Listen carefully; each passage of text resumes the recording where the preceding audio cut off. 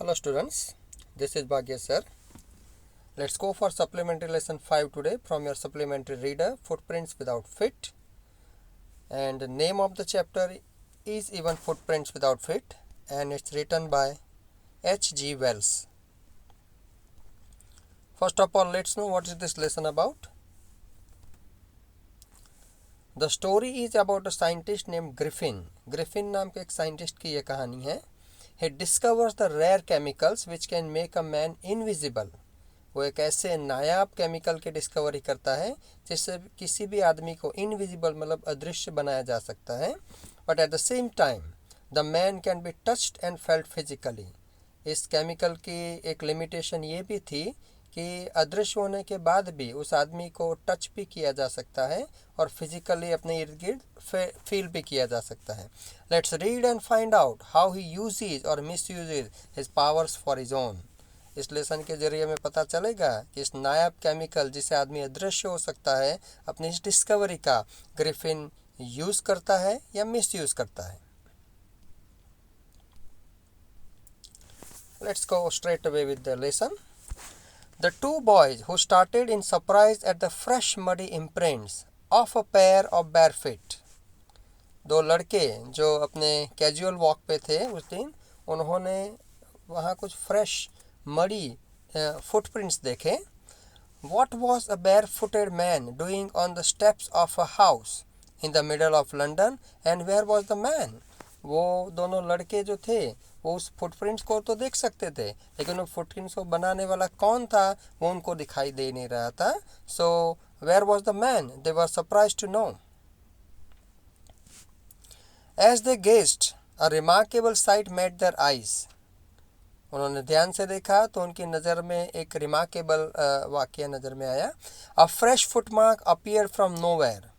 उन्होंने देखा कि फ्रेश फुटमार्क्स तो बन रहे हैं, लेकिन उसको बनाने वाला कौन है वो नज़र में नहीं आ रहा है. Further footprints followed one after another descending the steps and progressing down the street. वो फुट स्टेप्स से उतरते हुए वो जो फुटप्रिंट्स थे मडी फुटप्रिंट वो आगे बढ़ने लगे. The boys followed fascinated until the muddy impressions became fainter and fainter and at last disappeared altogether. Fascination के मारे वो दोनों लड़के उस फुटप्रिंट्स को फॉलो करने लगे और उसको तब तक फॉलो करते रहे जब तक ये मडी फुटप्रिंट्स धीरे धीरे धीरे हल्के होके गायब न हो गए. The explanation of the mystery was really simple enough. ये जो अभी मिस्टीरियस घटना घटी थी जिसमें फुटप्रिंट दिखाई देते थे लेकिन फुटप्रिंट बनाने वाला जो आदमी था वो नहीं दिखाई दे रहा था, इसका एक्सप्लेनेशन काफ़ी सिंपल था. क्या था वो explanation? The bewildered boys had been following a scientist who had just discovered how to make the human body transparent. ये दोनों चौंके हुए जो लड़के थे वो साइंटिस्ट को फॉलो कर रहे थे जिसने अभी अभी एक ऐसे केमिकल की डिस्कवरी की थी जिससे ह्यूमन बॉडी को ट्रांसपेरेंट बनाया जा सकता है.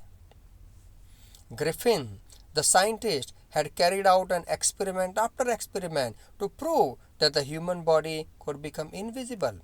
ग्रिफिन नाम के साइंटिस्ट ने एक के बाद एक एक्सपेरिमेंट करके ये प्रूव किया था कि ह्यूमन बॉडी को इनविजिबल, ट्रांसपेरेंट, अदृश्य बनाया जा सकता है. Finally he swallowed certain rare drugs and his body became as transparent as a sheet of glass, though it also remained as solid as glass. उसके द्वारा डिस्कवर किए गए कुछ रेयर ड्रग्स को कंज्यूम करने के बाद ग्रिफिन की बॉडी जो थी वो ट्रांसपेरेंट बन जाती है and it became as transparent as sheet of glass. जैसे आप किसी ग्लास की शीट के इर्द गिर्द देख सकते हैं उसी तरह से ग्रिफिन की जो ट्रांसपेरेंट बॉडी थी उसके इर्द गिर्द देख सकते हैं आप. Though it also remained as solid as glass, लेकिन उसकी लिमिटेशन के मुताबिक उसकी जो बॉडी थी वो एज सॉलिड एज ग्लास नज़र में आ सकती थी. Brilliant scientist though he was, Griffin was rather a lawless person. एक ब्रिलियंट साइंटिस्ट होने के बावजूद ग्रिफिन जो था वो लॉलेस मतलब अनकंट्रोल्ड एंड डिसोबीडियंट किस्म का आदमी था. His landlord disliked him and tried to eject him. उसका जो मकान मालिक था वो उसको पसंद नहीं करता था और उसको घर से निकालने की फिराक में था. In revenge Griffin set fire to the house. और अपने मकान मालिक की इस हरकतों से गुस्सा आ करके ग्रिफिन ने उसके मकान को आग लगा दी। To get away without being seen, he had to remove his clothes.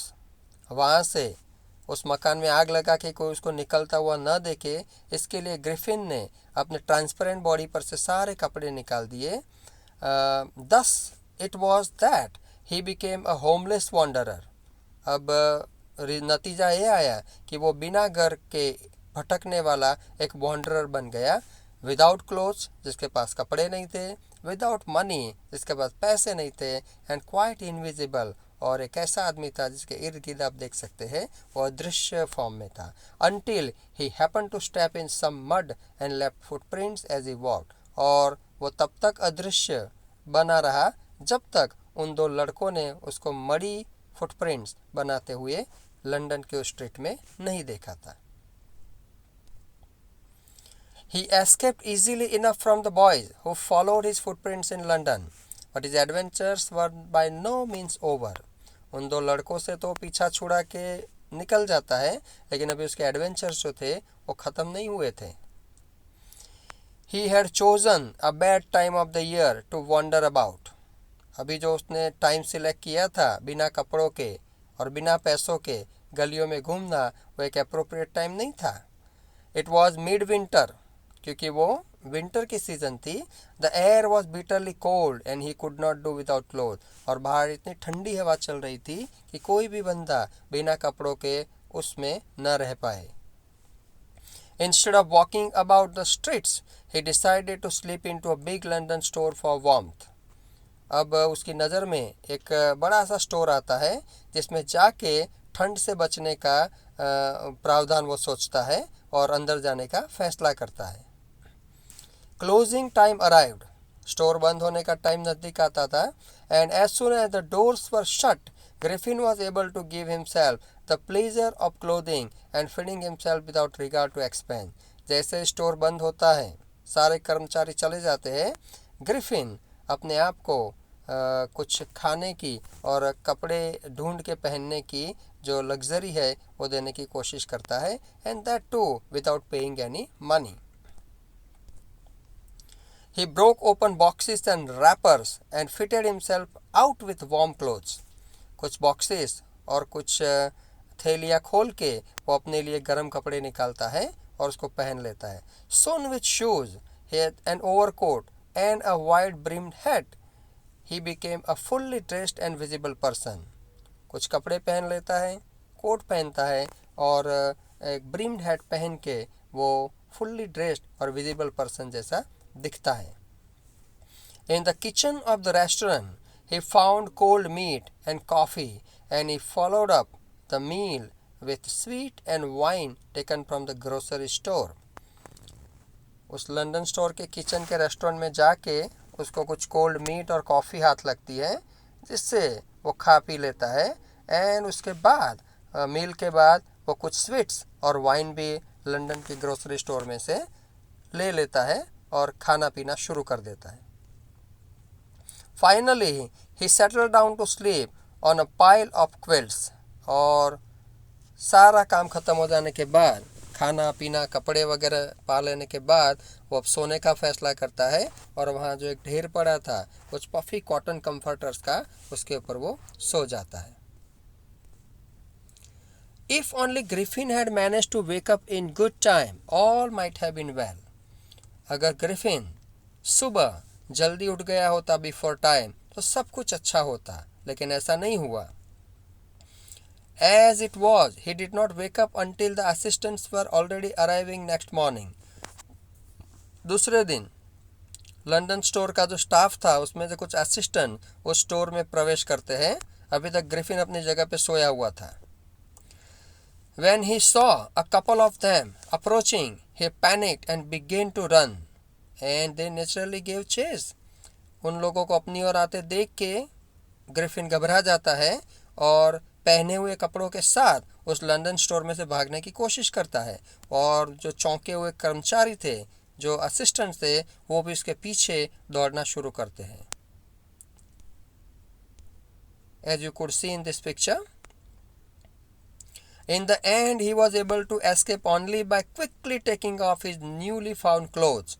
और जैसे ही लंदन स्टोर के बाहर निकलता है, उन कर्मचारियों से बचने के लिए वो अपने एक के बाद एक कपड़े निकाल के हवा में उछाल के फेंक देता है और अल्टीमेटली ट्रांसपेरेंट बन के वहाँ से निकल जाने की कोशिश करता है. So once more he found himself invisible but naked in the chill January air. फिर से उसी हालत में जनवरी की ठंडी हवा में वो फिर से बिना कपड़ों के लंदन की गलियों में घूमता हुआ नजर में आता है. This time he decided to try the stock of the theatrical company in the hope of finding not only clothes but also something that would hide the empty space above his shoulder. अब वो तय करता है कि वो theatrical company जो London की है वहाँ जाएगा और वहाँ जाके कुछ कपड़े ही नहीं लेकिन कुछ और चीज़ों का भी बंदोबस्त करेगा जिससे कि उसकी बॉडी का जो इनविजिबल पार्ट है वो कोई देख ना सके, कुछ हद तक वो एरिया कवर हो जाए. जैसे उसके सर का पार्ट था, मुंह का हिस्सा था, वो सब ढक जाए. Shivering with cold he hurried to Drury Lane. ठंड से कपकपाता हुआ वो डरी लेन की ओर भागता है. The centre of the theatre world, ये वो एरिया था जहाँ बहुत सारे थिएटर्स थे. ही सून फाउंड अ सूटेबल शॉप. उसके नज़र में एक सूटेबल शॉप आती है, दुकान आती है. He made his way, invisible, upstairs and came out a little later wearing bandages around his forehead, dark glasses, false nose, big bushy side whiskers and a large hat. थोड़ी देर में वो उस store में से ये चीज़ें ढूंढ लेता है जिससे कि वो कवर हो जाए. पहले तो अपने उस एरिया को बैंडेज से कवर कर लेता था जो इनविजिबल थे और वो अपने फोरहेड के इर्द गिर्द कुछ पट्टियाँ लपेट लेता है. फिर डार्क ग्लासेस, फॉल्स नोज, नकली जो नाक था वो, बिग बुशी साइड विस्कर, बड़ी बड़ी मूछें भी लगा लेता है एंड अ लार्ज हेड, और एक बड़ी सी हेड पहन के वो उस स्टोर में से, उस शॉप में से बाहर निकलने की कोशिश करता है. To escape without being seen he carelessly attacked the shopkeeper from behind, after which he robbed him of all the money he could find. वहाँ से छुपते छुपाते निकल जाने की फिराक में वहाँ का जो शॉपकीपर था, जो काउंटर पर बैठा हुआ था, उस पर वो हमला कर देता है और उसके बाद उसके जो गले में पैसे थे वो चुरा के वहाँ से भाग निकलता है.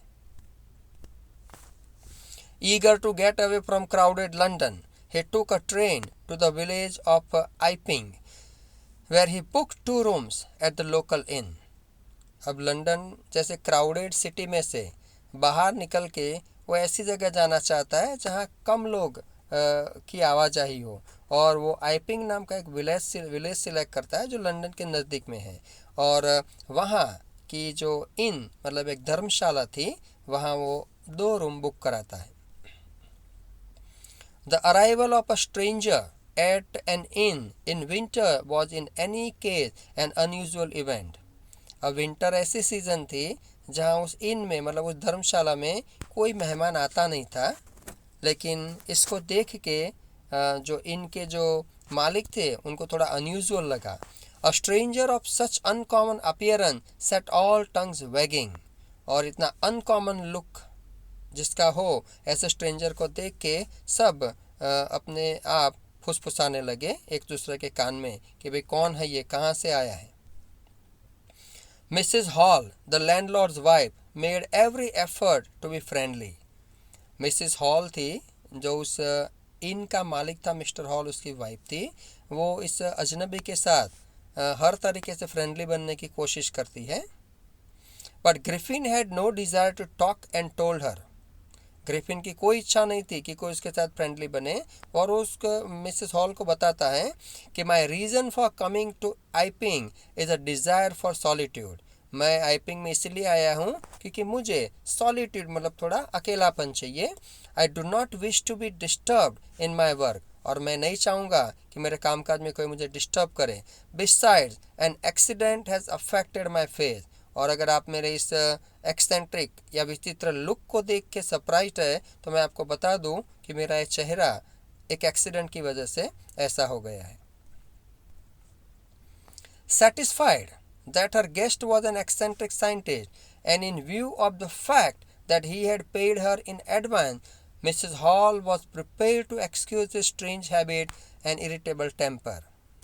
अब मिसेस हॉल जी जो थी वो इसके जवाब से संतुष्ट हो जाती हैं और वो उसके जो एक्सक्यूज़ थे और उसके जो स्ट्रेंज हैबिट थी वो भी बर्दाश्त करने के लिए तैयार हो जाती है क्योंकि उनको एडवांस में पैसे चुका दिए जाते हैं.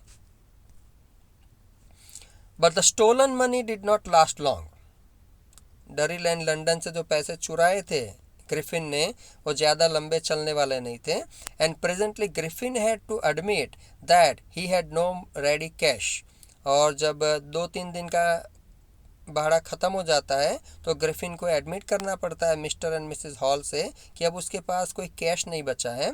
ही pretended however that he was expecting a cheque to arrive at any moment. जबकि उसने ढोंग किया, बातें बनाई, झूठी कहानी बनाई कि कुछ ही दिनों में उसका एक चेक आने वाला है और वो आते ही बाकी का भाड़ा वो चुका देगा. Shortly afterwards a curious episode occurred. थोड़ी ही देर के बाद एक अजीबोगरीब घटना घटती है. Very rarely in the morning a clergyman and his wife were awaken by noises in the study. Very early in the morning clergyman and his wife मतलब Mr and Mrs Hall अचानक जाग जाते हैं क्योंकि उनके स्टडी रूम में से कुछ आवाज़ आ जाती है. Creeping down stair. वो थोड़े डरते हुए नीचे की ओर आते हैं. They heard the chink of money being taken from the clergyman desk. और उनको ये आवाज़ सुनाई देती है जैसे मिस्टर हॉल का डेस्क खोल के उसमें से कोई पैसे निकाल रहा हो. Without making any noise with a poker मतलब फायर आयरन लेके grasped firmly in his hand, the clergyman flung open the door. Surrender. अपना जो पोकर है वो हाथ में बड़ा सख्त पकड़ के क्लर्जीमैन मतलब मिस्टर हॉल उस रूम में एंटर होते हैं दरवाज़ा खोल के और ऑर्डर करते हैं कि जो भी इस रूम में है वो मेरे हवाले हो जाए. Then to his amazement he realized that the room appeared to be empty. चौंक कर वो देखते हैं कि उस रूम में कोई नहीं था. He and his wife looked under the desk. उन्होंने चारों ओर छानबीन शुरू की. उन्होंने उसकी वाइफ ने पहले तो डेस्क के नीचे देखा. Behind the curtain पर्दे लगे थे उनके पीछे भी थोड़ी छानबीन की. And even up the chimney उस रूम में से ऊपर की ओर जाने वाली जो चिमनी थी उसके अंदर भी देखा. There wasn't a sign of anybody. लेकिन कोई भी नज़र में नहीं आ रहा था. Yet the desk had been open and the housekeeping money was missing. फिर भी ये हकीकत थी कि वहाँ जो डेस्क रखा था वो ओपन था और उसमें जो हाउसकीपिंग मतलब घर खर्च के जो पैसे थे वो सारे मिसिंग थे. Extraordinary affair, the clergyman kept saying for the rest of the day. ताज्जुब की बात है. ये बात पूरा दिन क्लर्जीमैन जो भी मिलता था उसको बताता रहा. ताज्जुब की बात मतलब पैसे चोरी होने के बाद भी ड्रॉअर खुला पाने के बाद भी उस रूम में कोई आदमी उनको दिखाई नहीं दिया था. But it was not as extraordinary as the behavior of Mrs. Hall's furniture a little later that morning. लेकिन मिसेस हॉल ने नोटिस किया कि उनके रूम का जो फर्नीचर था वो थोड़ा इधर उधर होने लगा था और उसके मारे वो चौंक गई थी. The landlord and his wife were up very early and were surprised to see the scientist's door wide open. Usually it was shut and locked and he was furious if anyone entered his room. Mister and Mrs hall जो थे वो जब बाहर आ गए तो उन्होंने देखा कि साइंटिस्ट का रूम का जो दरवाज़ा था वो खुला था जो जनरली बंद रहता है. And he was furious if anyone enter the room. और उसके परमिशन के बिना अगर उसके रूम में कोई एंटर होता है तो वो काफ़ी गुस्सा करता था. The opportunity seem too good to be missed. मौका काफ़ी अच्छा था. साइंटिस्ट का रूम खुला था और अंदर साइंटिस्ट दिख नहीं रहा था. उन दोनों ने अंदर जाने का मन बनाया. They peeped round the door. अंदर उन्होंने झांका. Saw nobody. अंदर कोई नहीं था. And decided to investigate. और उन्होंने उस रूम में कुछ छानबीन करने का तय किया. The bed clothes were cold. showing that the scientist must have been up for some time. Bed clothes जो थे थोड़े तितर बितर थे और उन्होंने तय किया कि साइंटिस्ट यहाँ से काफ़ी टाइम पहले निकल चुका है. And stranger still the clothes and bandages that he always wore were lying about the room. और वो जो बैंडेजेस और उसकी जो नकली मूछे और जो नाक वगैरह जो विचित्र चीज़ें थी वो भी उसके बेड के ऊपर पड़ी हुई थी. All of a sudden, Mrs. Hall heard a sniff close to her ear. अचानक मिसेस हॉल ने महसूस किया कि उनके कान के नज़दीक कोई सांस ले रहा है. A moment later, the hat on the bedpost leapt up and dashed itself into her face. अचानक से बेड पोस्ट पर लगी हुई जो हेड थी वो हवा में उछलती है और मिसेस हॉल के चेहरे पे आके टकराती है. Then the bedroom chair became alive. अचानक से बेडरूम में जो एक चेयर पड़ी थी वो जैसे जिंदा हो जाती है. Springing into the air it charge straight at her legs for more. अचानक वो चेयर हवा में उछलती है और मिस्टर और मिसेस हॉल के पैरों के आगे आके गिरती है. As she and her husband turned away in terror, the extraordinary chair pushed them both out of the room and then appeared to slam and lock the door after them. डर के मारे जैसे ही वो दोनों उस रूम में से बाहर जाने की कोशिश कर रहे थे, वो जो चेयर उछल के उनके पैरों के आगे पड़ी थी वो उन दोनों को धक्के मार के जैसे बाहर निकाल रही है और अचानक से दरवाज़ा उनके पीछे जोर से बंद कर देती है. Mrs hall almost fell down the stairs in hysterics. डर के मारे मिसेस हॉल उस सीढ़ियों पर से गिरते गिरते बच जाती है. She was convinced that the room was haunted by spirits and that the stranger had somehow caused this to enter into her furniture.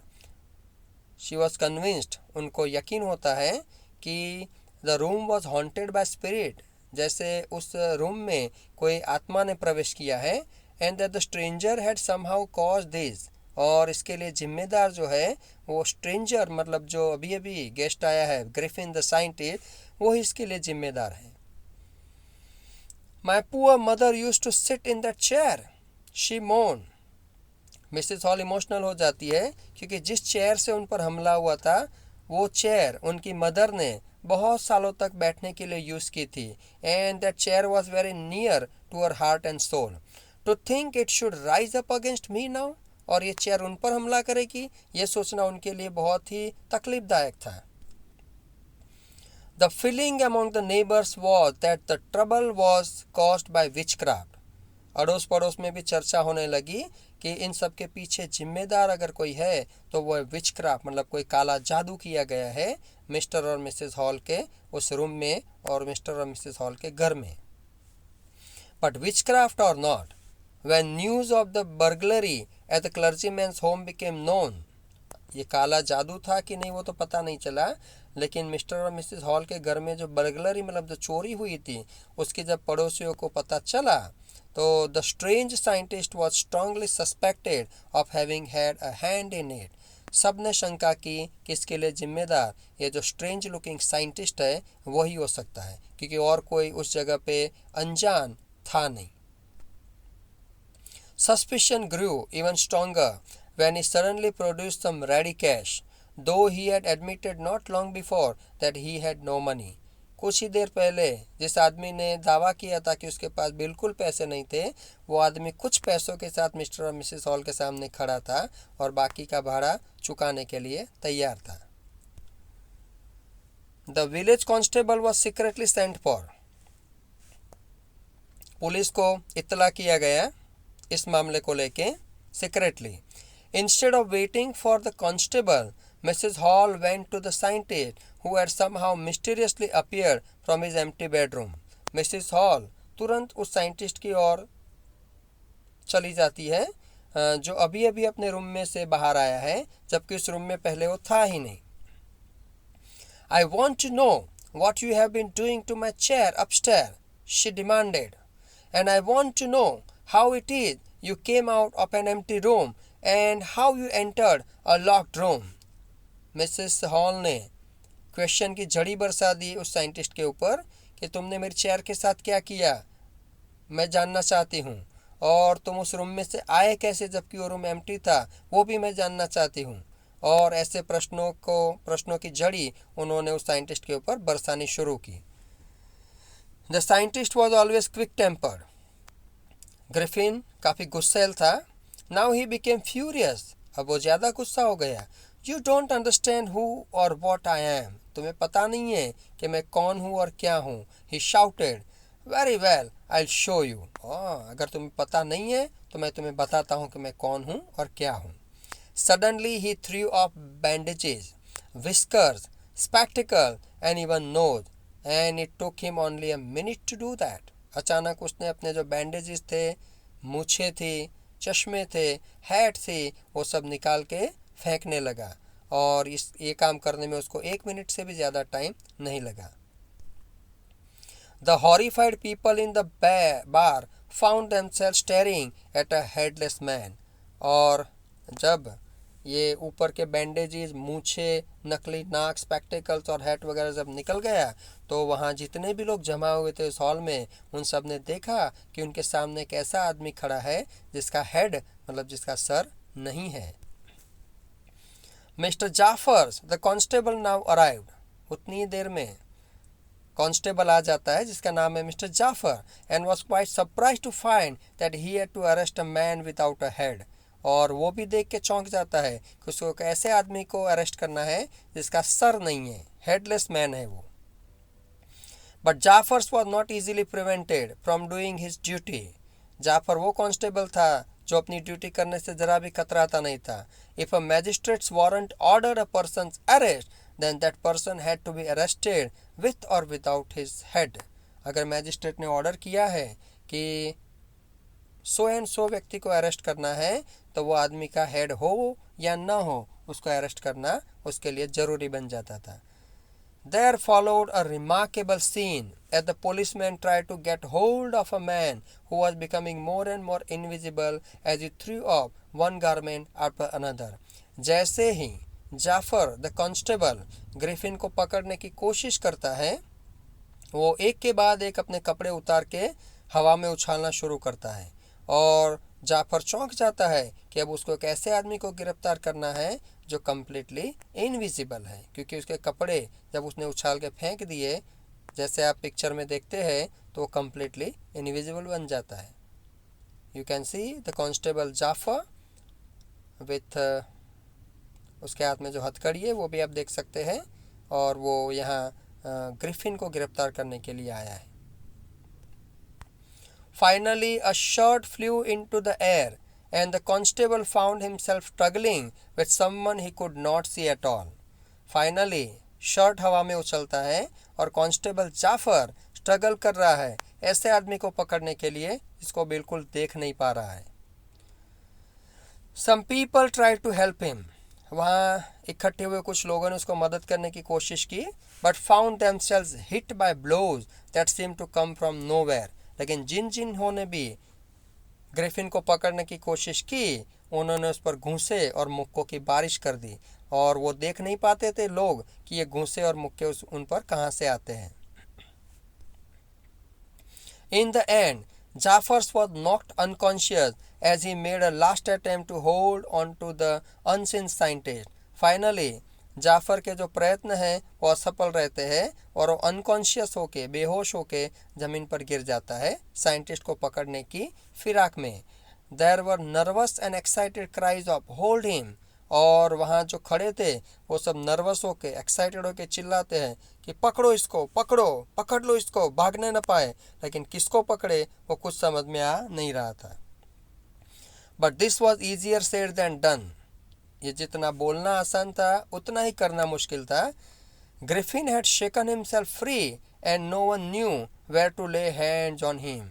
Griffin ने अपने आप को सबसे छुड़ा लिया था, इनविजिबल फॉर्म में था वो, और किसी को पता नहीं चल रहा था कि वो पकड़े तो किसको पकड़े। और इसी तरह से ग्रिफिन वहाँ से निकलने में भी कामयाब हो जाता है। I hope you have understood students. Thanks for watching.